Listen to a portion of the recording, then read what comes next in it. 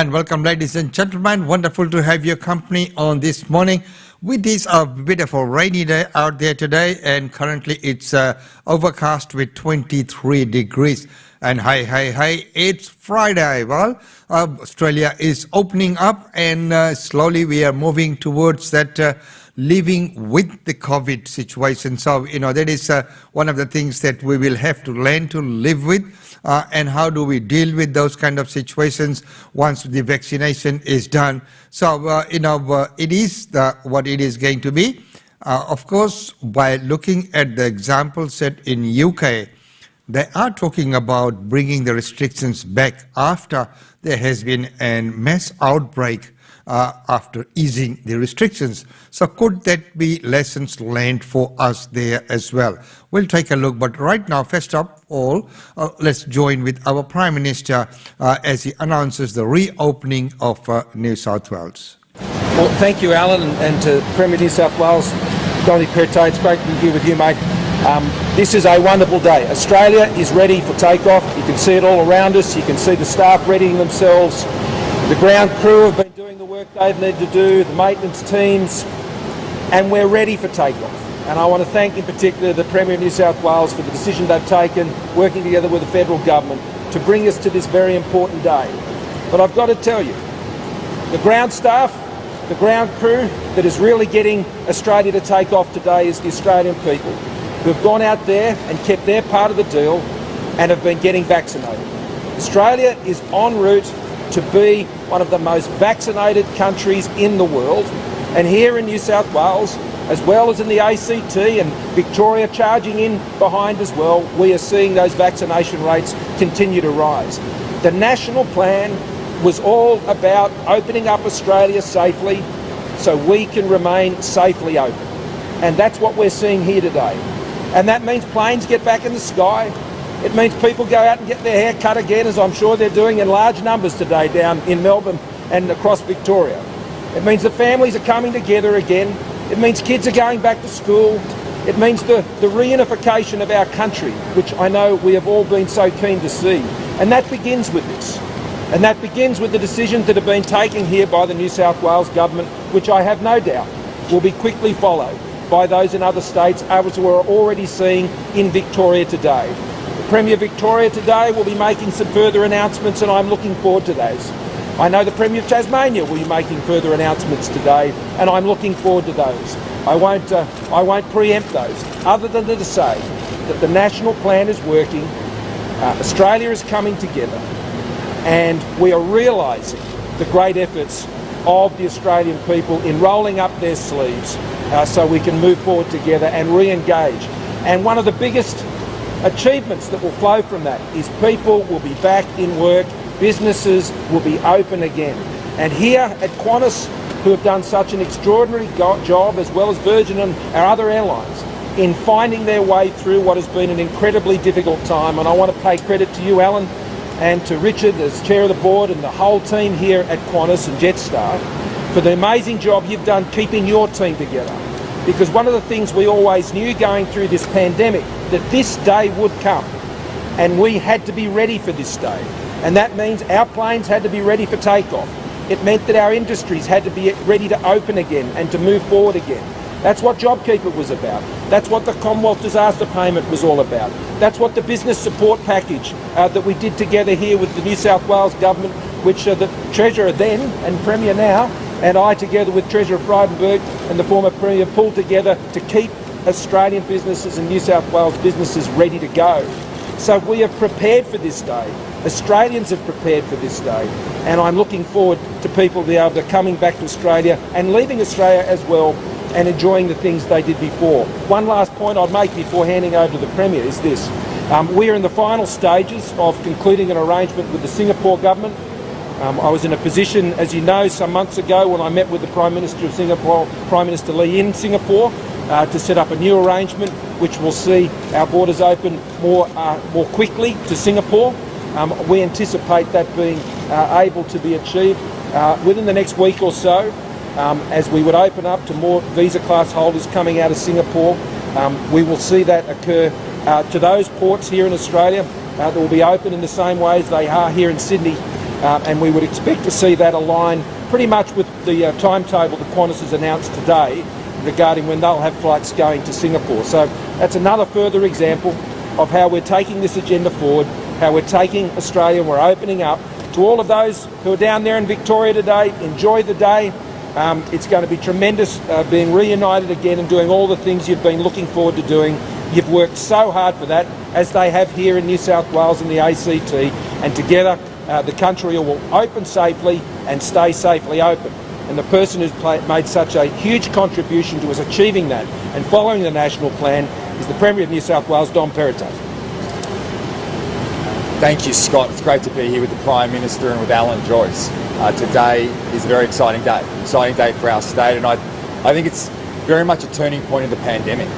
And this is all about providing hope and instilling confidence right across our state. The changes that we made recently in relation to hotel quarantine, by removing that for the fully vaccinated people globally, returning Australians and others when we continue to work with the federal government, really shifts the direction for the state going forward. As the Prime Minister has said, we want to open up as quickly as possible, as safely as possible, and that's exactly what we're doing. But to see the excitement of the crew here today, who many of whom have been out of work for a long time. I mean, this goes back to March last year, and whilst it's been very difficult for businesses right across the state, from the east to west, north and south, right across New South Wales, particularly aviation has been hit hard. But today, as we know, aviation has been hit very hard, and of course, with those restrictions being lifted, and the Victorians started their partying last night at 12:01. Well, just as the clock hit midnight, the party began. And even there were people having haircuts and everything, and hair design and all those things. That gives me some idea. Maybe time for a,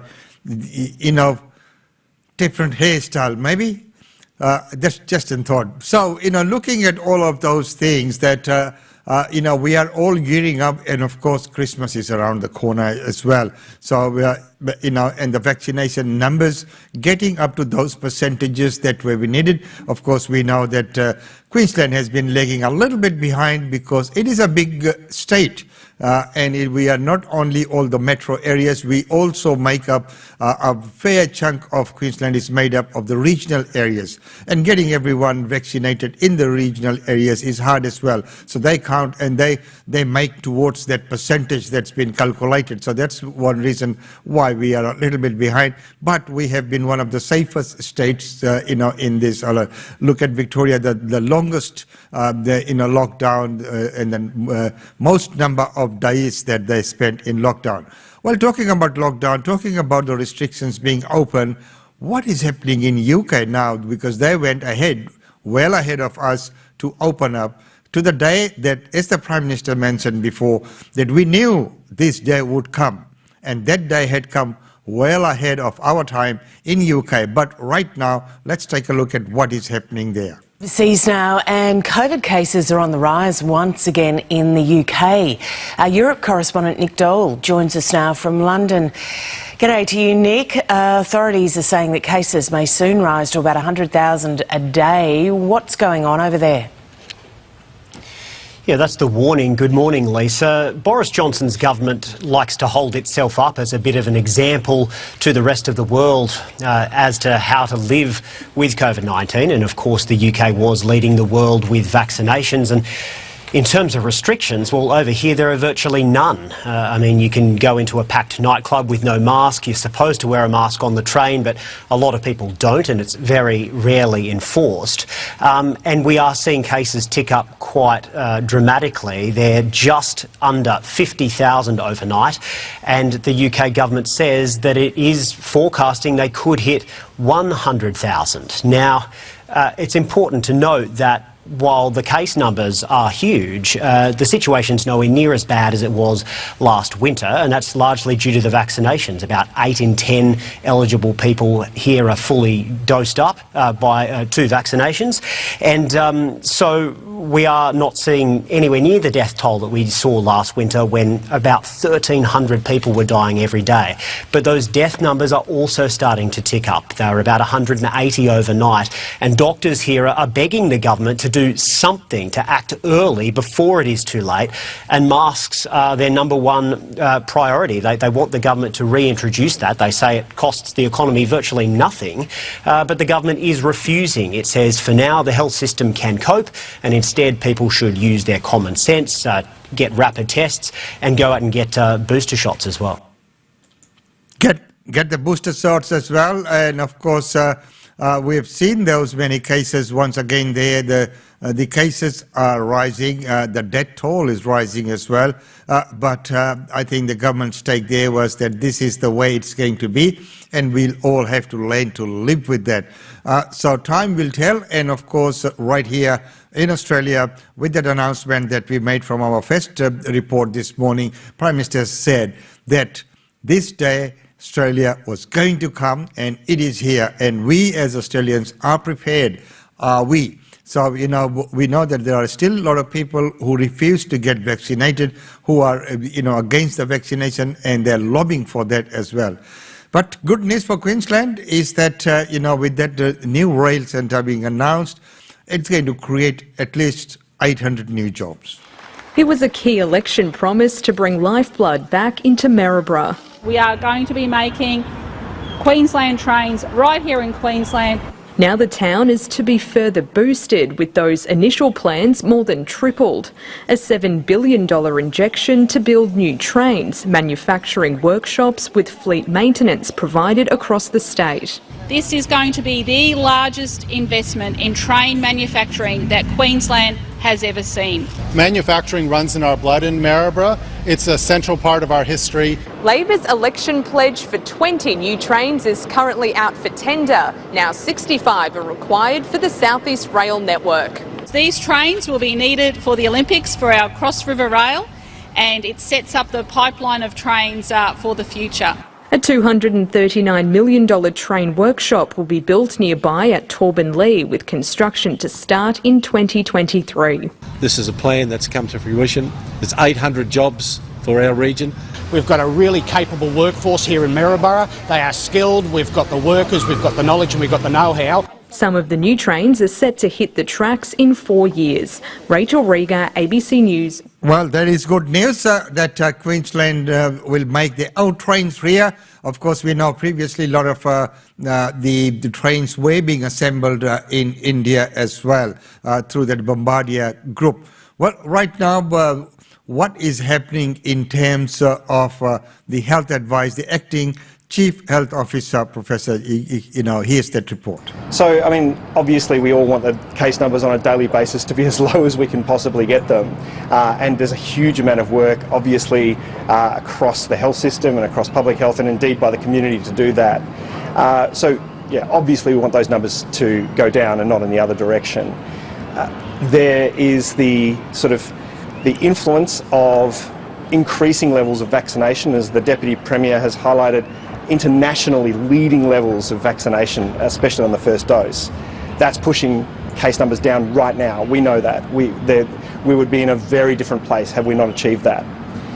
And the flip side is we're starting to reopen more, which gives the opportunity for more people to mix, which comes back to the point we were making before. It is essential that we try and have as many people vaccinated in those settings where people are gathering to protect us from even further case numbers. The second part of your question was about the health system. So currently we've had a stable number of hospital inpatients at around the 750 to 800 level for several days. That's partly because of the amazing vaccination uptake, both preventing people from getting infected in the first place, but if breakthrough infections do occur in people who have either had their first or their second dose, that tends to be much milder and those people don't end up in hospital. And then the third part, and to Nicole's point, the amazing work done by community health centres and general practice to give care to people in the community and not just in hospital. So that really is the fundamental guardrail, if you like. We've spoken about this in the press conferences before. And yes, that's correct, that the press conference had covered that section as well. Now, looking at the COVID cases throughout the nation, how are we tracking with the numbers in this last report. Let's take a look at the national vaccine rollout. And across the country, more than 277,000 doses were administered yesterday. It's pushed the number of over 16s who've had 2 doses past 70%. More than 85% have had 1 jab. Taking a closer look at the states, and both the ACT and New South Wales are pushing forward with 83% of over 16s double vaccinated. Tasmania and Victoria have surpassed 70% double dose. That milestone will see an easing of restrictions for Victoria from midnight tonight. More than 60% of the Northern Territory's population have now had 2 jabs, while just 57% of WA's population have received 2 doses. So there you go, that's the figures up to date there. And of course, we know that what's going to happen this weekend here in Brisbane.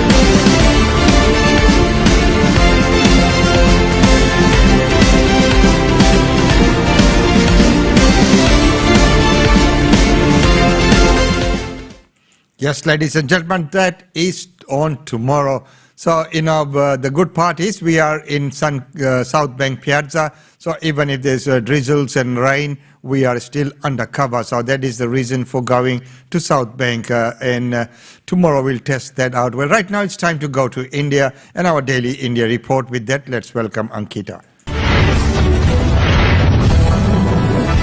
Welcome to the Daily India Report that brings you glimpses of the changing India and the growing engagement of the Indian diaspora with India. In our first story, India issues revised travel advisory, negative RT-PCR report must for arrivals. According to the latest guidelines for foreign visitors to India, travellers fully vaccinated and coming from a country with which India has reciprocal arrangements for mutual acceptance of WHO-approved COVID-19 vaccines shall be allowed to leave the airport and will not need to undergo home quarantine and testing from October 25th. However, they must produce a negative COVID-19 RT-PCR report. The Union Health Ministry said that these guidelines for international arrivals supersede all guidelines issued on the subject on and after February 17, 2021. The global trajectory of COVID-19 pandemic continues to decline with certain regional variations. The need to monitor the continuously changing nature of the virus and the evolution of SARS-CoV-2 variants of concern must remain in focus. The existing guidelines for international arrivals to India have been formulated by taking a risk-based approach. The new document provides protocols to be complied with by international travellers. It also lists rules to be followed by airlines, points of entry, airports, seaports, and land borders for risk profiling of passengers.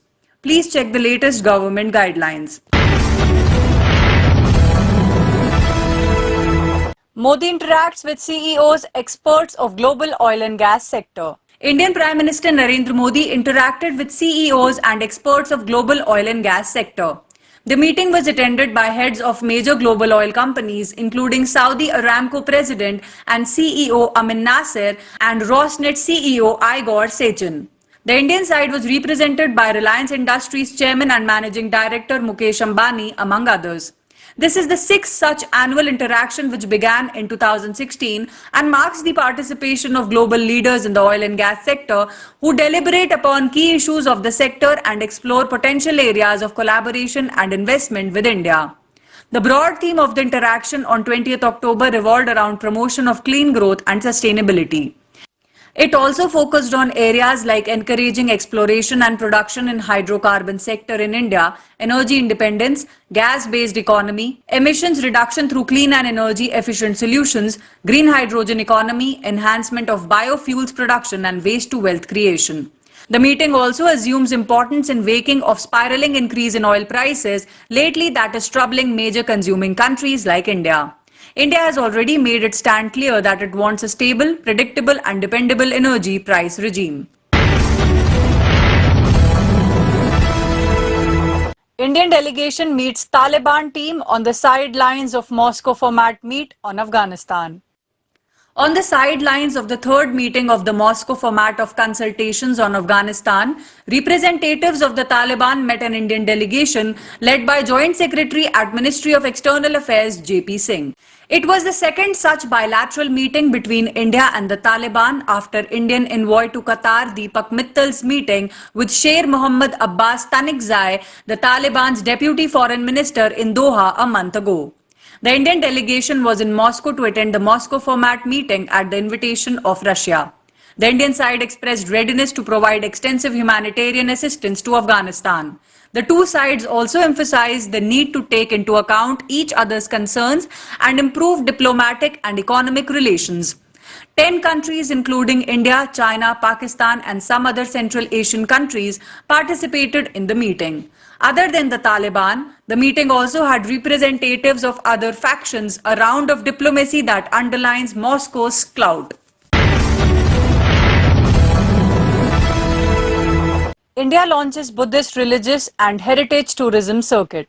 Sri Lankan delegation of over 100 joins inaugural international flight to Kushinagar. An inaugural flight to historically and religiously important Buddhist town of Kushinagar in India's Uttar Pradesh state will land from Colombo carrying state and religious delegation from Sri Lanka. The delegation from Sri Lanka on the inaugural flight led by Sports Minister and Prime Minister Mahinda Rajapaksa's son Namal Rajapaksa and includes 4 state ministers and nearly 100 senior Buddhist monks belonging to different sects and prominent temples spread across Sri Lanka. Indian Prime Minister Narendra Modi inaugurated the international airport in Kushinagar on 20th October, the auspicious Wat Poya Day, with the maiden international flight operating from Colombo to Kushinagar. Kushinagar in the northern Indian state of Uttar Pradesh is significant to Sri Lanka's Buddhist pilgrims since the airport is located near a number of sites sacred to Buddhists. It has a preeminent position given that the Buddha attained Mahaparinirvana. UK Prime Minister Boris Johnson hails India's Walk Hard as vaccine rollout success story. The UK Prime Minister Boris Johnson singled out Mumbai-headquartered pharmaceutical and biotech company Walk Hard for praise among companies behind UK's successful COVID-19 vaccine rollout. During a flagship speech at the Global Investment Summit at London Science Museum, Johnson said Walk Hard's Wales-based bottling plant was instrumental in ensuring the vaccination program was a success. The UK government had in 2020 struck a deal with the Walk Hard plant based in Wrexham in North Wales for its fill and finish line to bottle millions of coronavirus vaccine doses. The Mumbai-headquartered company has been among the largest suppliers into the UK's National Health Service and has had a presence in the Wrexham for over 2 decades, where it employs hundreds of people at a high-tech manufacturing facility. The Global Investment Summit has been organized in London to bring together the world's biggest investors to showcase British innovation and promote the UK as the best investment destination in the world. At the summit, Johnson and Microsoft founder Bill Gates announced a new partnership to drive investment into the next generation of groundbreaking clean energy technologies. The partnership leverages £200 million of private sector investment in the UK to accelerate the development of the cutting-edge climate technologies needed to achieve net zero emissions by 2050. India strengthening cultural overall relations with African nations. India's efforts to strengthen cultural ties to enhance bilateral relations with countries around the globe has a special focus on Africa. Historically, culturally and traditionally, Africa and India have much in common. The Indian Council for Cultural Relations is working closely with African nations and through its missions in Africa on several fronts. At an event with the media to discuss programs celebrating India's 75 years of independence, Ambassador Dinesh Patnaik, Director General of Indian Council for Cultural Relations, talked to us about the Africa connection. ICCR does a lot with African countries. In fact, one of our biggest things is Africa. And Africa, when we do a lot of things, we do from scholarships. We have a large number of students which we bring. In fact, we give almost 1,000 scholarships every year to Africa. So we have a large number of students. We do a lot of academic pursuits. We do a lot of cultural functions. With the African embassies here, we do every year celebrate African Union Day. We do Africa Day. So we do a large number of activities in Africa. So it's not as if it's new what we are doing in Africa. But we need to move it one step further. We need to have cultural exchanges on both sides. Indian troops going to Africa, African troops coming here, more academic exchanges, more conferences and seminars. We just now did on International Day of Yoga a big seminar on how to do healing techniques in Africa and India. How yoga is a healing techniques in Africa, what do they use as healing techniques? How can you work together? So there are a lot of activities which we do and we'll continue to do that. Surya starrer Jai Bhim theatrical trailer released. பாதிக்கப்பட்டவங்களுக்கு மறுக்கப்பட்ட நீதி அவங்களுக்கு நடந்த அநீதியை விட அதிக பாதிப்பை ஏற்படுத்தும். Tamil superstar Surya Sivakumar is all set to allure the audience with his upcoming courtroom drama Jai Bhim. With an intense plot and engrossing narrative, Surya plays an advocate by the name Chandru in the movie.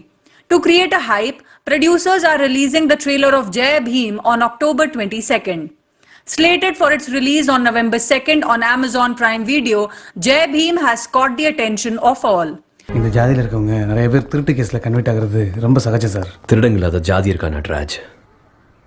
உங்க ஜாதி ஏன் ஜாதின்னு எல்லா ஜாதியிலும் பெரிய பெரிய திருடங்க இருக்காங்க. The makers had earlier unveiled the teaser which doubled the anticipation around its release. As the teaser established a solid hype, the makers also updated the fans with the first single titled Power. Now that the theatrical trailer is to be out, the makers are to kickstart the promotions as well. Jai Bhim is a story entangled around the world of injustice where the unprivileged have to fight the world for their basic rights. The movie has got an ensemble cast of actors like Prakash Raj, Rao Ramesh, Rajisha Vijayan, Manikandan and Lijo Moljos.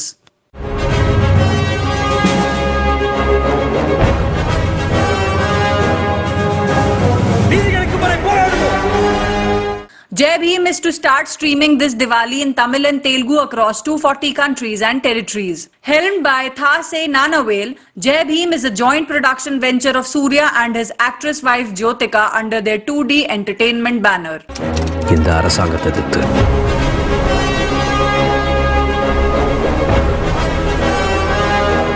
ஒரு tribal பொம்பளை high court வரைக்கும் வர விட்டுருக்கே, உனக்கு வெக்கமா இல்ல? In breaking news today, India made history on 21st October 2021 as the country crossed the landmark of administering 1 billion COVID-19 vaccine doses. Hailing India's stoic fight against COVID-19, Indian Prime Minister Narendra Modi tweeted that, quote, "We are witnessing the triumph of Indian science, enterprise and collective spirit of 1.3 billion Indians," end quote. Modi congratulated and expressed gratitude to Indian doctors, nurses and all those who worked to achieve this feat. #Vaccine Century. That's all for this bulletin of Daily India Report. Thank you for watching.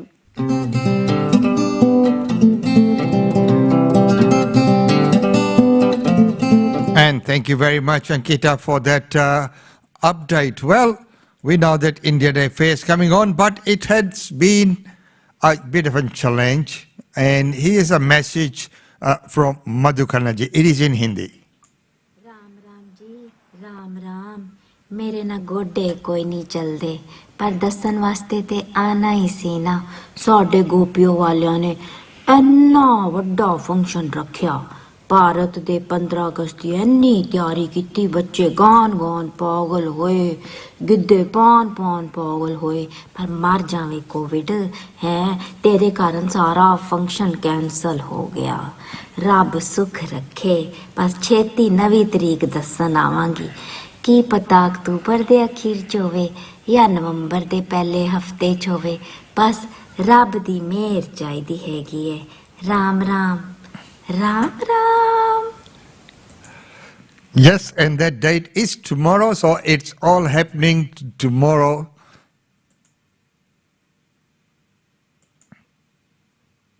Once again, Gopio Queensland presents India Day Fair. Celebrating India's Independence Day on 23rd October 2021. Come experience India at no cost at South Bank Piazza, Brisbane. Experience India's culture, music and food. You will be entertained from 10 a.m. till 7 p.m. by many talented artists. The program will begin with parade from various community organizations. Finishing off with a grand finale laser light show. Many major prizes to be won throughout the day. Come join Gopio Queensland for a fun-filled family day and experience all that India has to offer. For more information, please contact President Rakesh Sharma 0411 289 202. See you all there. Station sponsor Gopio Queensland. And yes, that is all happening tomorrow, and even with the rain overcast, it is undercover, so that is one of the reasons from going from Roma Street Parklands to South Bank.